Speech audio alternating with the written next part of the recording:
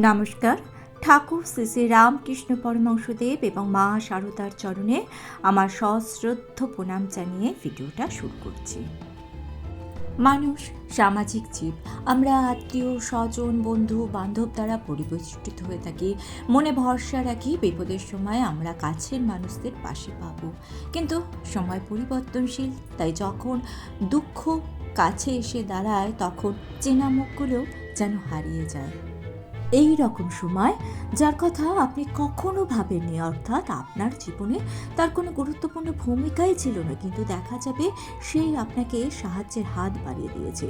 অনেক সময় অচেনা মানুষও চরম দুঃসময় পাশে এসে সাহায্যের হাত বাড়িয়ে দেয়।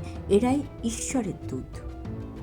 আপনি যদি সত্যের পথে থাকেন, ন্যায়ের পথে থাকেন, ঈশ্বরে বিশ্বাস রাখেন, তবে ঈশ্বরই আপনার কাছে সঠিক সময় সঠিক দূতকে পাঠিয়ে দেবেন।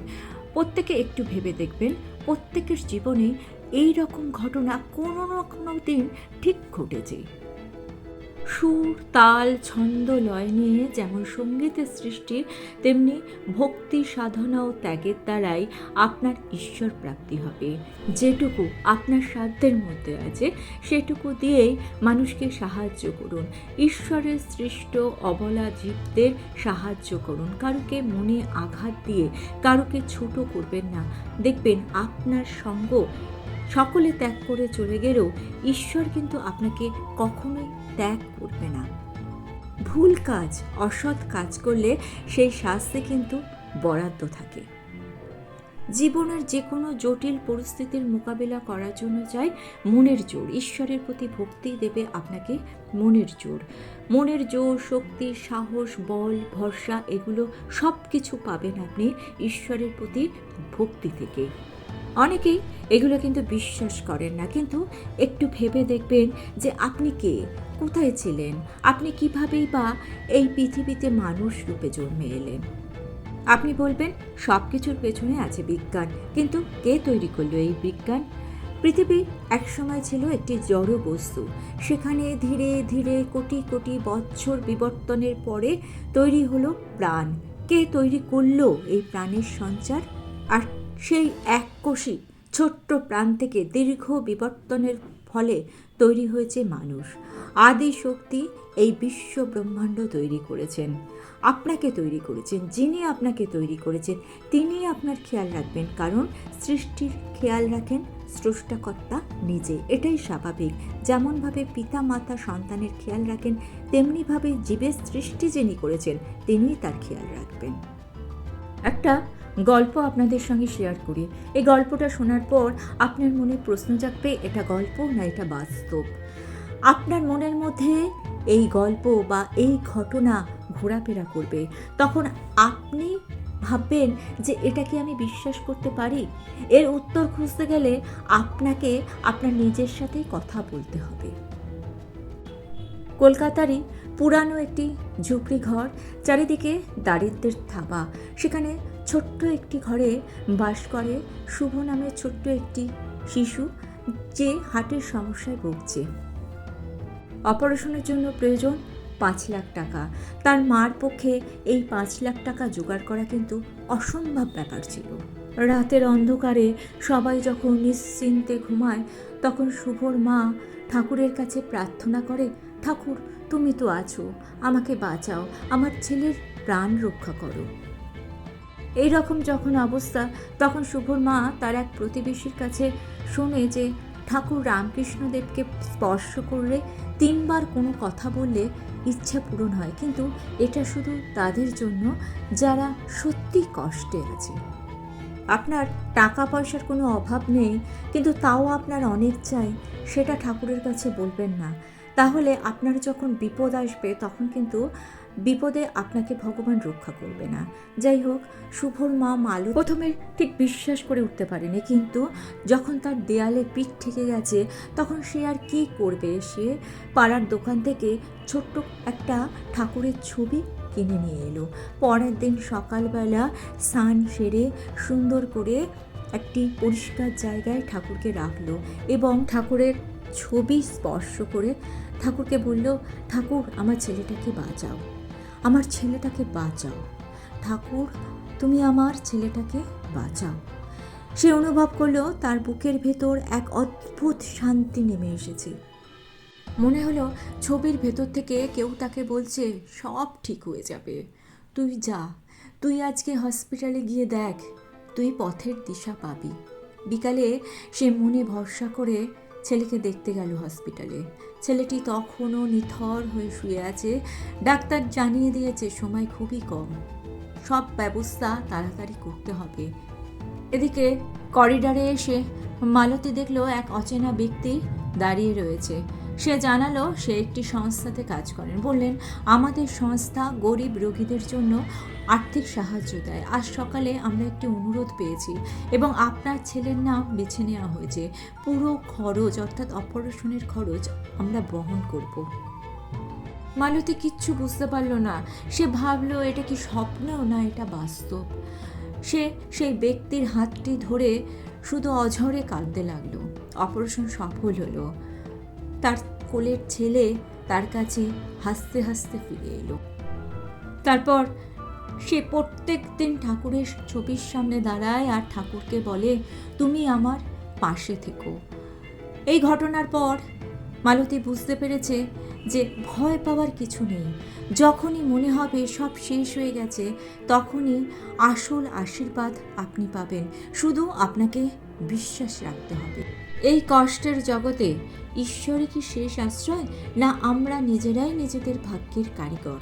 এই উত্তর খুঁজতে গেলে শ্রী রামকৃষ্ণ পরমহংসদেবের সেই কথাগুলো মনে পড়ে। যে বিশ্বাস করতে পারে তার জীবনে আলোর বন্যা নেমে আসে।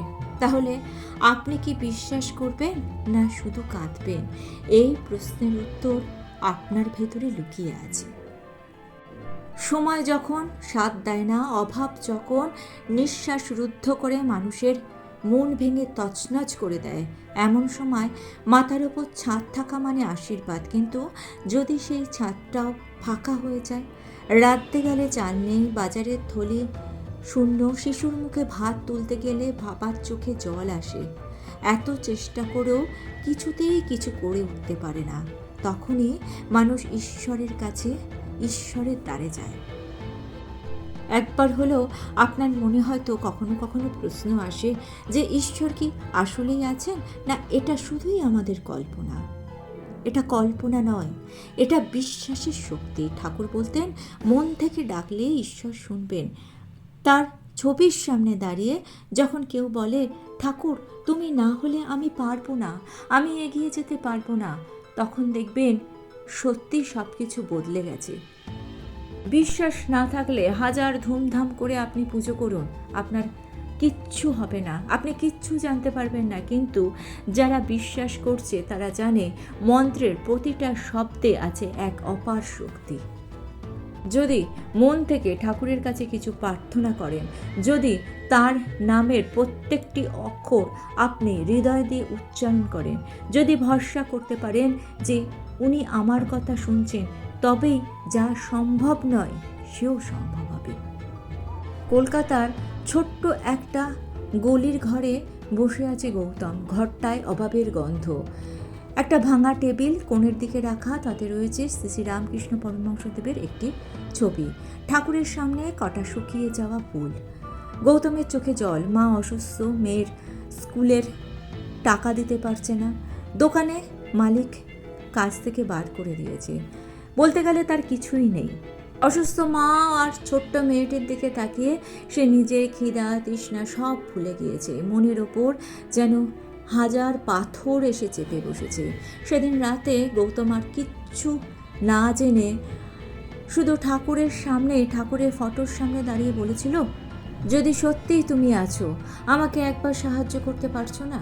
গৌতম শুনেছিল ঠাকুরের সামনে দাঁড়িয়ে যা কিছু প্রার্থনা করা হয় তা পূরণ হয়।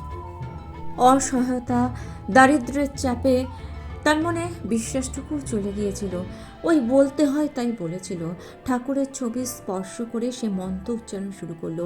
ঘরের মধ্যে এক অদ্ভুত নীরবতা, বাতাস যেন আচমকা থেমে গেছে।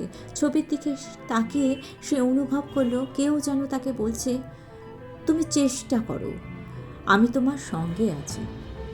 পরদিন সকালে এক আত্মীয়া এসে তাকে একটি কাজ দিল। গুদামে লোক লাগবে, কাজটা খুব কঠিন, পয়সাও কম, তবুও সে রাজি হয়ে গেল। কাজ করতে শুরু করলো, কিন্তু অভাব তার কিছুতেই যায় না। ঠাকুরের সামনে বসে সে প্রতিদিন মন্ত্র উচ্চারণ শুরু করলো। সে অনুভব করলো প্রতিদিন তার সামনে যেন নতুন নতুন শক্তি আসছে। সে কঠোর পরিশ্রম শুরু করলো। একদিন হঠাৎ দোকানের মালিক এসে তাকে জানালো, তোমার পরিশ্রম ও সততা দেখে আমি মুগ্ধ। আজ থেকে তুমি বড় কাজের দায়িত্ব নেবে, তোমার পয়সাও আমি বাড়িয়ে দেব। সে ভাবল ঠাকুর আছে। ঠাকুরের ফটোর সামনে এসে দাঁড়িয়ে সে ঠাকুরকে বলল, ঠাকুর তুমি আছো। তার জীবন আস্তে আস্তে পরিবর্তিত হতে শুরু হলো। মায়ের চিকিৎসা হলো, মেয়ের লেখাপড়ার ব্যবস্থা হলো। যে অভাব অন্ধকারের মধ্যে সে ডুবেছিল সেখান থেকে বেরিয়ে আসা কিন্তু সহজ ছিল না। শুধুমাত্র বিশ্বাসের শক্তিতে সে জিতে গেল। ঠাকুরের ছবির সামনে গিয়ে সে শুধু ঠাকুরকে ধন্যবাদ জানালো। ঘরের কোণে থাকা ঠাকুরের ছবিটা হালকা হাসি দিয়ে বলল, বিশ্বাস করলে সব কিছু সম্ভব। যখন জীবন অন্ধকারে ঢাকা পড়ে, যখন সমস্ত চেষ্টা ব্যর্থ হয়ে যায়, তখন ঈশ্বরই একমাত্র আমাদের আশ্রয়। ঠাকুর যেমন করুণাময়, মা শারদা তেমনি চিরন্তন মাতৃত্বের প্রতীক। তার বাণীর মধ্যে লুকিয়ে আছে জীবনের সত্য। মা বলছেন, যতদিন শ্বাস আছে ততদিন আশা আছে। ঈশ্বরের প্রতি বিশ্বাস রাখো, তিনি তোমার সমস্ত দুঃখ মুছে দেবেন। জীবন অনেক সময় আমাদের কঠিন পরিস্থিতির মধ্যে ফেলে দেয়, কিন্তু মা শারদা শিখিয়েছেন ঈশ্বরের নাম জপই আমাদের সত্যিকারের শান্তি দিতে পারে। মা বলেছেন, যদি বিশ্বাস রাখো তাহলে দেখবে সব বাধা আপনিই কেটে যাবে। ঈশ্বর আমাদের জন্য অপেক্ষা করছেন, কিন্তু আমরা তাকে ডাকি না। এই কথাটি আমাদের শেখায় যে ঠাকুরের ছবি স্পর্শ করে মন্ত্র জপ করার মধ্যে কোনো যান্ত্রিক প্রক্রিয়া নেই। এটি আমাদের হৃদয়ের গভীর আকাঙ্ক্ষা প্রকাশের একটি মাধ্যম। আপনি ভক্তি ভরে মন থেকে ওম রাম কৃষ্ণায়ম শারদায়ম মন্ত্রটি জপ করুন আর নিজের সমস্ত ভার দায়িত্ব ঈশ্বরের হাতে তুলে দিন। মা বলেছেন, আত্মসমর্পণে ঈশ্বরের করুণা লাভের একমাত্র এবং মূল চাবিকাঠি। মা শারদা বলতেন, তুমি যদি জীবনের সমস্ত দুঃখ ঠাকুরের চরণে অর্পণ করতে পারো, তোমার হৃদয় শান্তিতে ভরে যাবে। ঈশ্বরের কাছে পৌঁছানোর জন্য কোনো আড়ম্বরের প্রয়োজন নেই। প্রয়োজন প্রার্থনা, খাঁটি হৃদয় এবং ঠাকুরের প্রতি গভীর বিশ্বাস। মা বলেছেন, সততা, বিশ্বাস, পূর্ণ প্রার্থনা কখনো ব্যর্থ হয় না। ঈশ্বর তোমার প্রার্থনা শুনবেন যদি তুমি মন থেকে তাকে ডাকো। মা বলেছেন, তুমি যদি ঠাকুরের শরণ নাও তাহলে তোমার জীবনের সমস্ত আধার আলোতে পরিপূর্ণ হবে। প্রত্যেক দিন ওম রাম কৃষ্ণায়ম শারদাম মন্ত্রটি জপ করুন। যদি মন্ত্র জপ করতে না পারেন তাহলে ঠাকুর ও মাকে স্মরণ করে সেটাই জপ করুন। যদি আপনি সারাদিন সময় না পান, রাতে যখন শোবেন তখন মা এবং ঠাকুরকে ডেকে শোবেন এবং যতক্ষণ না ঘুম আসবে আপনি মা আর ঠাকুরের মন্ত্র জপ করুন বা মা আর ঠাকুরকে ডাকুন। এতে আপনার মনের সারাদিনের ব্যর্থতা, অশান্তি সমস্ত কিছু দেখবেন দূর হয়ে যাচ্ছে।